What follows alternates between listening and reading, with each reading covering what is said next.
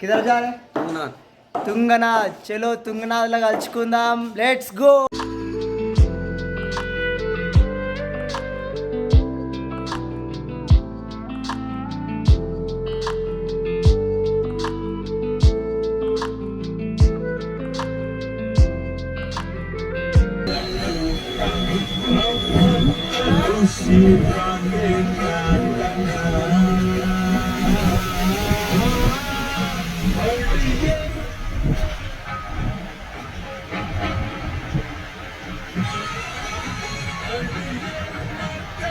నీళ్ళైతే మస్తు చల్లగా ఉన్నాయి. చెప్పబోతుంది లొకేషన్ వాటర్ ఫాల్స్ సూపర్ ఉంది. చల్లగా ఉన్నాయి నీళ్ళు, మస్తు చల్లగా ఉన్నాయి. చెప్పబోతుంది లొకేషన్ సూపర్ ఉంది.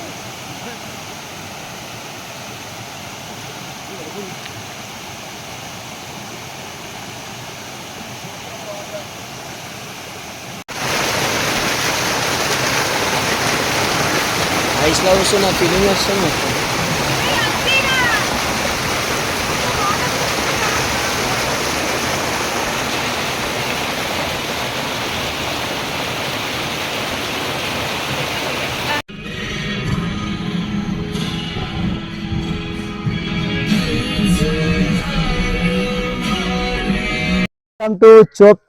చోప్తాలో మనం ఇప్పుడు ఉన్నాం. తుంగనాథ్ గురించి హిస్టరీ ఉంది కొంచెం, అది మీకు ఎక్స్ప్లెయిన్ చేస్తా. సో పైన పీస్ఫుల్ ఉందండి, చాలా అంటే చాలా పీస్ఫుల్గా ఉంది.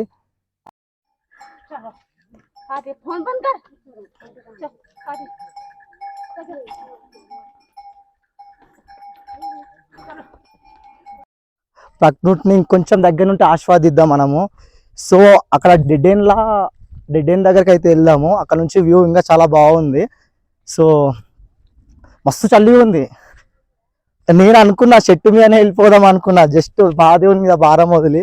కానీ కాదు, అది తప్పు, ఖచ్చితంగా వేసుకోవాల్సింది వస్తుంది. సో లొకేషన్ అయితే మామూలుగా లేదు, అద్దరిపోయింది. మొత్తం పొగ మంచు, జస్ట్ మాకు ఇలా టచ్ అయి పోతున్నాయి మా విధంగా. చూడండి పొగ మంచు ఎట్లా వస్తుందో, మామూలుగా లేదు అసలు. మొత్తం నిండిపోయింది, జబ్బర్ వస్తుంది, చల్ల గాలి వీస్తుంది.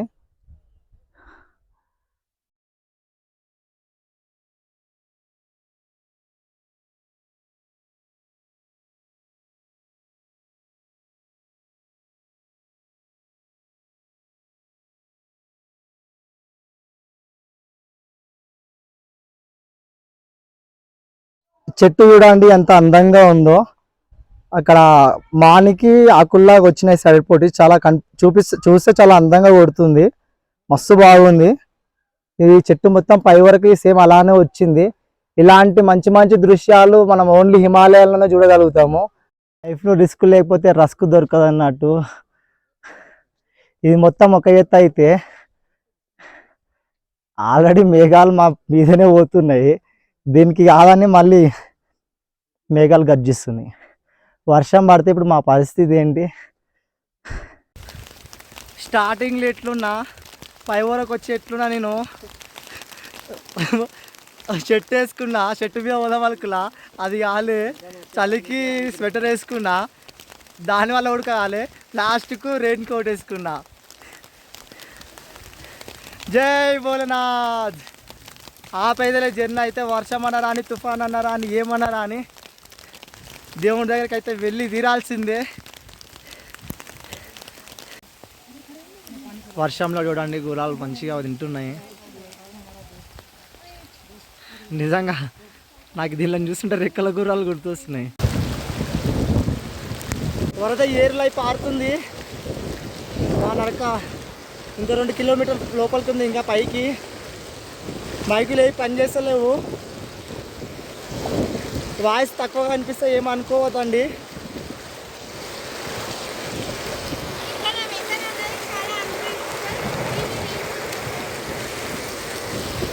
ఈ వర్షానికి మా చేతుల కాలు మొత్తం తిమ్మిరెక్కినాయి. బ్లడ్ సర్క్యులేషన్ ఉడక మంచిగా అవ్వదు ఇట్లుంటే. -డిగ్రీలో ఉంది, మామూలు ఫోర్స్ కాదు ఇది. కొండ చర్యల నుంచి వాటర్ ఎట్లా వస్తుందో సేమ్ చూసుకోండి, ఇక్కడ కనిపిస్తుంది. వర్షం అయితే బాగా పడిపోయింది. పాపం మా ఫ్రెండ్స్ అయితే మొత్తం తడిచి ముద్దయిపోయారు. వాళ్ళ బాధలు దేవుడికే తెలియాలి. దేవుని గురించి హేళన చేసి మాట్లాడే వరకు ఒకటే చెప్తా, హిందువులకి ఇన్ని దేవుళ్ళు ఎందుకు, ఇంతగానం ఎందుకు అని అంటారు కదా. వాళ్ళకి నేను చెప్పదలుచుకుంది ఏంటంటే, మీకు దేవుడు ఉండడం లేదా అని నమ్మకం లేకపోతే వచ్చి ఎక్స్ప్లోర్ చేసి చూడండి. దేవుడి దగ్గరికి వెళ్ళడం, దర్శించుకోవడం, దేవుడి దర్శనం కావాలనుకోవడం మామూలు మాట కాదు. అది నిజంగా మీకు దేవుడు అనిపించాలంటే ఎక్కడనో గుట్టల్లో, రాళ్ళల్లో, పర్వతాలలో కొలువుదీరిన మా దేవుళ్ళ దగ్గరికి మీరు ఇదంతా ఎక్స్ప్లోర్ చేసి వెళ్ళి చూస్తే దేవుడు ఉన్నాడా లేదా అనేది మీకే తెలుస్తుంది. సో ఎవరి మతాలు వాళ్ళవి, ఎవరిని హేళన చేసి మాట్లాడొద్దు. ఇగో బాగా చూడండి, ఐస్ పడుతుంది. ఇన్ని కష్టాల్లో ఉడక నా వీడియో ఆగట్లేదు, చెప్పా కదా. ఇగో ఐస్ పడుతుంది చూడండి. మొత్తం మా ఊళ్ళని చూపిస్తే ఒకసారి చూడండి అందరిగో. ఓం నమ శివాయ. చాలా కష్టపడి వీడియో తీస్తున్నా. ఈ కష్టం కోసం అన్న మాకు ఒక లైక్ చేయండి, మా ఛానల్ని సబ్స్క్రైబ్ చేయండి, ఎంకరేజ్ చేయండి. ఇలాంటి వీడియోలు మరిన్ని తీసుకొస్తా.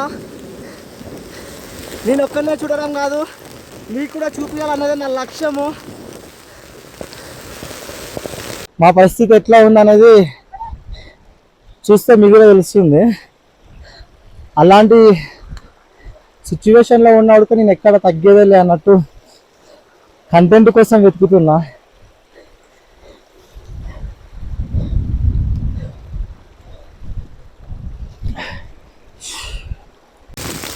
పైనుంచి ఐసు, కింద నుంచి వాటరు. షూ మొత్తం మర్చిపోయింది, షూలకు వాటర్ పోయి మొత్తం చల్లగా అవుతుంది.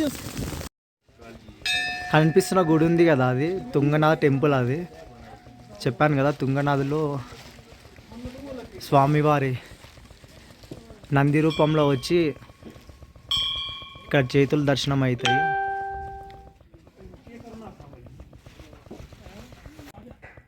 లొకేషన్ మామూలుగా లేదు, అద్దరిపోయింది.